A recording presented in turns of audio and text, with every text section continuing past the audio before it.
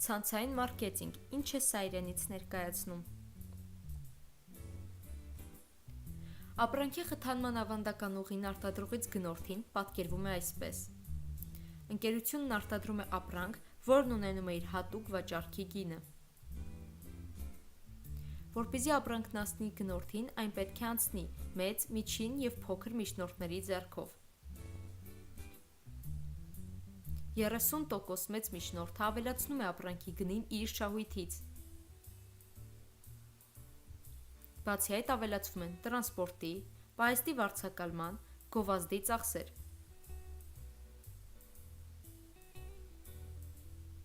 Նույնն անում են մյուս միջնորդները, բայց արդեն նախորդի վաճառքի գնով։ Ավելացնենք շուկայի տված գինը և արդյունքում կստանանք, որ խանութում դրված ապրանքի գինը թանկ է արտադրամասի տրված գնից միջինը 500%-ով։ Սա ապշեցնում է, բայց իրականում ամեն ինչ այսպես է տեղի ունենում։ Այդ պատճառով որոշ կազմակերպություններ մոտենում են այս հարցին այլ կերպ, որը կոչվում է ցանցային մարքեթինգ։ Իսկ ինչ է անում այն ընկերությունը, որը զբաղվում է ցանցային մարքեթինգով։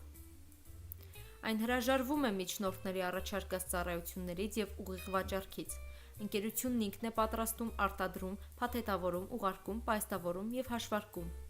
Ապրանքի գինը մնում է, բայց անհետանում են միջնորդների ավելացված գները։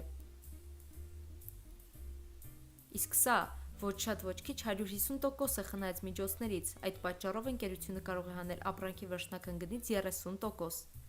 դարձնելով իր ապրանքանիշն ավելի էժան, քան խանութում դրված ապրանքը։ Ապրանքը հասցեատիրոջը հասցնելու համար ընկերությունը վարձում է դիստրիբյուտորների, ում տալիս է 30% ապրանքաշրջանառությունից։ Որպեսզի դիստրիբյուտորների ցանցը ընդլայնվի, ընկերությունը իր դիստրիբյուտորներին վճարում է այլ դիստրիբյուտորներ ցանցում ավելացնելու համար։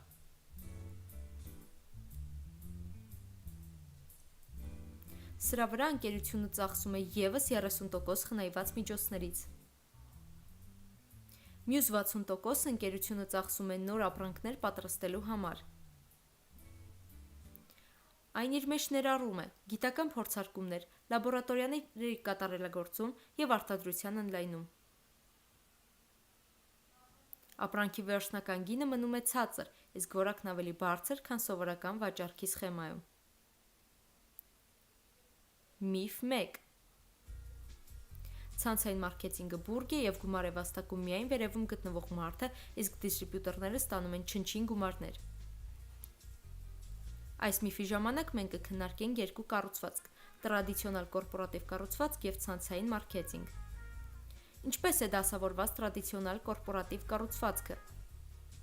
Վերևում միշտ գտնվում է տնօրենը կամ նախագահը, ներքևում գտնվում են նրա փոխարինողները, նրանց տակ ավագ մենեջերները, նրանց տակ կրտսեր մենեջերները, ամենաներքևում աշխատողները։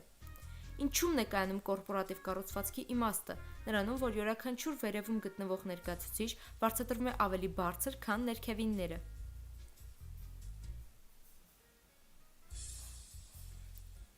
Արդյոք հիշեցնում է սա բուրգի։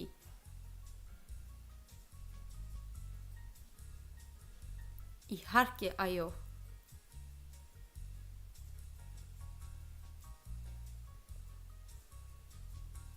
Գալով ցանցային մարքեթինգի ընկերություն, դուք սկսում եք ստեղծել ձեր խումբը ապրանքը շրջանառության մեջ դնելու համար։ Հրավիրելով և սովորեցնելով նոր դիստրիբյուտորների։ Ձեր եկամուտները կախված են ապրանքի շրջանառությունից, որը դուք ինքներդ եք ստեղծում։ Գումարած ձեր ստեղծած խմբի և դիստրիբյուտորների կազմակերպած ապրանքաշրջանառությունից տոկոսները։ Ցանցային ընկերության համակարգը հետևում է ձեր ակտիվությանը և վարձատրում համապատասխան գումար։ Ձեր եկամուտների չափը կախված է միայն ձեզնից և ձեր ունակություններից։ Դուք կարող եք վաստակել ավելի շատ, քան այն մարդը, ով ձեզ հրավիրել է, կամ այն դիստրիբյուտորը, ով եկել էր այս կազմակերպություն ձեզանից շատ տարիներ առաջ։ Գրաֆիկորեն այս կառուցվածքը կարելի է պատկերել ինչպես հակառակ բուրգ, ընդ որում վերևում տեղերը անսահմանափակ են։ Եթե իրերը կոչենք իրենց անուններով, ցանցային մարքեթինգը կկոչվի էֆեկտիվ մենեջմենթ։ Պրակտիկորեն սա կպատկերվի այսպես. Համարենք դուք գտել եք 5 հոգու, ովքեր հասկացել են մարքեթինգի ամբողջ գաղափարը և եկել են այստեղ որպես կազմակերպիչ։ Այնուհետև դուք սովորեցնում եք ձեր 5 հոգուն անել նույն բանը և հրավիրել իրենց 5 հոգուն, այս սկզբունքի շնորհիվ աստիճանաբար կառուցվում է ձեր թիմը։ Կրկնօրինակման շնորհիվ մենք կարող ենք կառուցել կազմակերպություններ ցանկացած մեծության։ Ձեր ցանցն աճում է և դրա հետ մեկտեղ աճում են նաև ձեր եկամուտները։ Սա հենց այն նպատակն էր, որը մենք դրել էինք սկսելով ցանցային մարքեթինգի պատմությունը։ Ամեն տարվա հետ ձեզ պետք կգա ավելի քիչ ջանք և ժամանակ ձեր ցանցը պահելու և աճեցնելու համար։ Ցանցային մարքեթինգ, բիզնես, որն աշխատում է ձեզ համար, ոչ թե դուք նրա համար։ Խնդրում ենք դիմել այն դիստրիբյուտորին, ով ձեզ տվել է այս ֆիլմը։ Նա ձեզ կօգնի գտնել այն ընկերությունը, որի օգնությամբ դուք կհասնեք ձեր առջև դրված նպատակներին։ Մենք սպասում ենք ձեզ։